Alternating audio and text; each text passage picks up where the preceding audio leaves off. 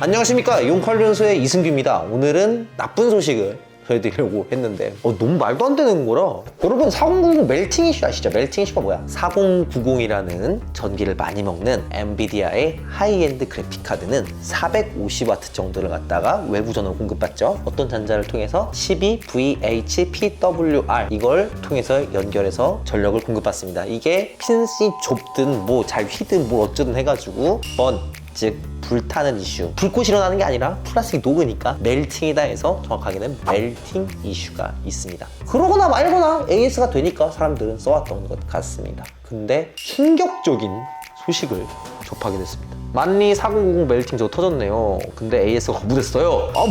뭔 일이야? 멜팅 되는 거 뭐 많습니다만 뭐 AS 잘 되겠지, 뭐 문제가 있었겠지 뭐 생각했는데, 근래 봤던 공식 답변 중에 가장 충격적인 답변. 안녕하세요, 웨이코스입니다. 먼저 당사가 유통 중인 만리의 제품을 구매해주시고 사용해주신 고객 모두에게 감사드리며, 본 게시물과 같이 발생된 만리의 공식 입장은 멜링 현상에 대해선 워런티를 적용할 수 없다입니다. 해당 접수건에 대해선 별도로 수리 방안 등을 추가적으로 문의 중이고, 추가적인 내용이 전달된다면 고객님께 응대드리도록 하겠습니다.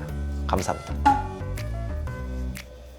이 얘기를 갖다가 오늘 뉴스에 할까 말까 이제 미리 사전적으로 이제 수주 형한테 물어봤어요. 빨리 그거 뭐 싼 거 만드는 회사 아니야? 물론 싸게 풀린 회사는 맞습니다만 공식 엔비디아의 파트너 회사입니다. 규모가 되는 회사고 등급이 되는 회사입니다. 근데 왜 워런티를 적용할 수가 없는 건지에 대한, 예를 들어서 이제 인과관계라는 건 그런 겁니다. 예를 들어가지고 빵을 사 먹었습니다. 왜 사 먹었어요? 배고파서요. 맞습니다. 그래픽카드가 정상적으로 사용을 하다가 고장이 났어요. 그러면 수리를 해주세요. 굉장히 당연한 얘기예요. 여기서 안 돼요 라고 하면은 안 되는 이유를 알려줘야 될 거 아닙니까? 안 알려주면 공식적으로 이런 답변이 올라왔던 거에 대해서 전 믿을 수가 없고, 그래서 너무 쫄았는데, 생각을 해보니까 제가 놀랍게도 만리사의 4090을 판 적이 한 대도 없는 것 같아요. 네, 앞으로도 없을 것 같습니다. 모르지 뭐 정책 바뀌면 생각해보겠습니다. 하여간 굉장히 큰 충격이고, 근데 4090을 팔기 전에 알려줬어야지. 지금 알려주면 그동안 산 사람 어떻게 하나. 4090을 살 수 있을 정도의 재력이 있으신 분들은 만리라는 카드가 예뻐서 산 것도 아니에요. 그냥 특정 성능에 저렴해서 샀어요. 그리고 어느 정도의 서비스가 될 줄 알았죠. 타사랑 비슷할 줄 알았죠. 만약에 만리에서 안 된다고 더 빨리 명시했으면 절대 안 샀을 거란 말입니다. 왜 그걸 모르는지. 웨이코스에 전달하는 얘기는 아니고 사실 만리 본사 측에 얘기하는 거라고 생각해 주시면 감사하겠습니다. 정말 이해가 잘 안 가네요. 근데 만리의 이미지는 어때? 그렇게 좋지는 않았어요. 그냥 저렴한 카드를 만든 저만 좋아했는. 왜 좋아했냐? 가성비가 좋으니까. 제가 산다고 하면 만리 샀을 것 같아요. 평소에 욕먹던 회사는 아니야? 그건 아니에요. 두 번째 이슈. 저는 그래도 운이 좋아가지고 좀 일찍 캐치를 해가지고 14,900K, 13,900K가 좀 이상하다, 꼬롬하다 이런 얘기 갖다가 제가 영상을 찍어 올렸는데, 저는 되게 금방 수습될 줄 알았거든요. 내가 생각한 건 그거야. 보통 전압이 올라가면은 그냥 올라가는 게 아니라 올라갔다가 조금 출렁였다가 이렇게 직진으로 갑니다. 이 출렁이는 부분을 갖다가 어떻게 잡든가 아니면은 올라가는 속도를 잡든가 뭐 여러 가지 방법을 통해서 성능을 크게 해치지 않는 수준에서 금방 봉합이 될 줄 알았어요. 이 이슈가. 사태는 엄청 심각했습니다. 지금 막 벤치마크 새로 돌리는데 이유가 뭐냐면은 메인보드 제조사들이 총 소비 전력을 188W까지 낮춰버려요. 그게 인텔 베이스라인 리미트라는 이름으로 지금 패치가 되고 있죠. 그렇게 했을 때 성능이 개박살이 나더라. 특히 K버전은 그래도 250W 수준인데 논 K버전은 200W까지 줄여가지고 성능 하락폭이 30%가 되더라. 이런 종류의 난리난 뉴스가 있었어요. 그래서 대충 인텔은 5월 15일까지 좀 기다려봐라 라는 내용인데, 충격적인 기사가 하나 또 나왔습니다. 인텔 베이스라인 프로파일이라는 라벨이 무슨 바이오스 프로필을 출시했는데, 이게 인텔 공식 해결책이 아니라는 얘기가 5월 8일에 나왔습니다. 즉 성능이 개박살 나고 있는 메인보드사의 패치는 인텔 공식 입장이 아니다라는 거예요. 인텔 공식 입장은 뭐지? 15일 나와봐야지.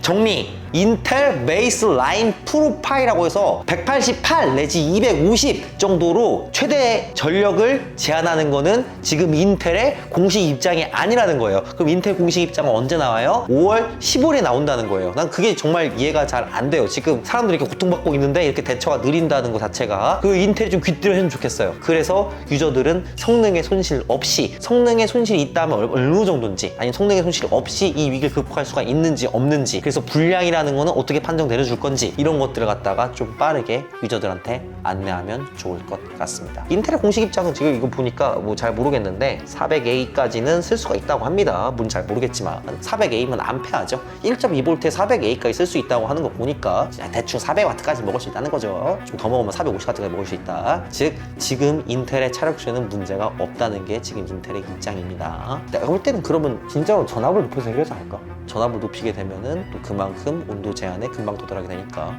성능이 내려가겠죠. 잘 모르겠습니다. 어떻게 해결될지. 과연 조속한 해결이 되면 좋겠습니다. 그리고 하드웨어 뉴스 하나 더 있죠. AMD 차기 프로세서 8000번대는 G 모델과 F 모델이 나올 거라는 거 여러분들 다 알고 계시죠? 9000번대가 어떻게 나올지에 대해서는 아직까지 발표가 되지 않아가지고 알 수가 없습니다. 근데 루머들이 지금까지 어땠어요? 40% 영상 막 이런 식으로 나왔었는데 WCC F테크에서 실제로는 10%까지밖에 증가하지 않는다라는 약간 부정적인 전망을 내놨습니다. 근데 유출된 게 웨이보예요, 웨이보. 아직까지 엔지니어링 샘플이라던가 뭐 이런 것들이 등장한 것 같지는 않으니까 저도 걸러드리면 되겠지만, 그러니까 AMD가 낙관적인 전망을 이어나가는 것은 약간 무리수다. 약간 무리수가 40% 솔직히 좀 아닌 것 같아. 그러니까 대충 루머라는 게 여러 가지 풀려서 40%가 풀리고 10%가 풀렸잖아요? 그럼 중간값이 맞겠죠? 중간값 대충 한 20% 되겠죠? 25% 정도 상승? 그게 나쁘지 않아 라고 생각을 합니다. 하여간 아직까지 AMD CPU에 대한 명확한 성능 향상에 대한 루머가 확정되지 않은 걸로 봐서는 얘들 아직 엔지니어링 샘플도 안 푼 거 아니야? 제가 볼 때는 좀 출시가 미뤄질 수도 있겠네요.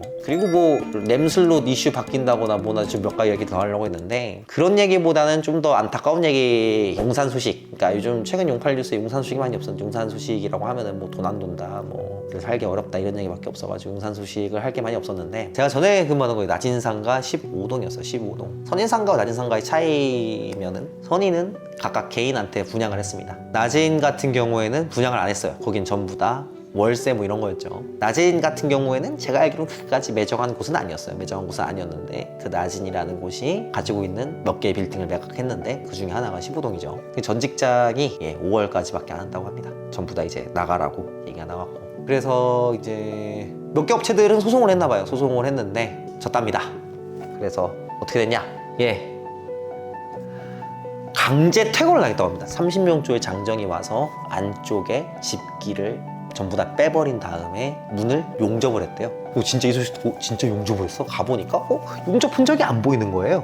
이쪽 아래에 있는 쇠, 자물쇠, 체인 쪽을 갖다가 실제로 이렇게 용접을 했습니다. 법은 잘 모릅니다. 제가 민법이라던가 이런 거 잘 모르는데 안타깝지 않나? 여러 가지 정황들이 그렇게 된 것 같습니다. 15동도 역사의 뒤안길로 사라지는 것 같습니다. 용산 소식 하나 더 드리자면 선인상가 22동 7층인데요. 일로 왔어요. 전자랜드 간 지 얼마 안 되지 않았나? 무슨 사정이 있는지 모르겠지만 조이젠이 다시 선인상가 건물로 들어오는 것 같습니다. 이거 혹시 무슨 일인지 아시는 분 있으면 제보 부탁드리도록 하겠습니다. 해서 오늘의 용팔 뉴스 이 정도로 마무리될 수 있을 것 같고요. 참 안 좋은 소식만 디립다 아주 폭탄 투하했는데, 이제 인텔 같은 경우에는 어쨌든 인텔이 열심히, 그러니까 이것도 이제 어느 정도 상상이죠. 인텔은 어쨌든 소비자와의 신의를 지키기 위해서 열심히 해결책을 찾고 있고, 15동 나가는 거야 뭐 결국에는 진짜 안 좋게 얘기하면은 기업 대 기업의 얘기니까 그렇게 크게 문제될 건 없는 거고. 근데 아까 전한 만리 소식은 진짜로 되게 내가 만리 소비자면 굉장히 불쾌할 것 같아요. 제가 이런 얘기를 잘 안 하지만 어느 정도는 저는 좀 판매하는 입장에서 그렇게까지 고객 편을 일변동 들기 좀 어려운 부분이 있어요. 근데 이번만큼은 좀 소비자의 편에서 서서 얘기를 좀 해야 될 것 같아요. 이딴 식으로 하면 안 돼요. 이딴 식으로 하면은 누가 그 비싼 카드를 사겠어요? 누가 믿고 사겠어요? 선례가 이렇게 만들어지게 되면, 지금 말리지만 다른 그래픽카드 회사는 또 안 그러는 보장이 있나? 참 그래요. 왜 신뢰를 깰까? 당연한 건 깨면 안 되지 라는 그런 생각을 합니다. 저는 용팔 뉴스 이승기였습니다. 감사합니다. 충성!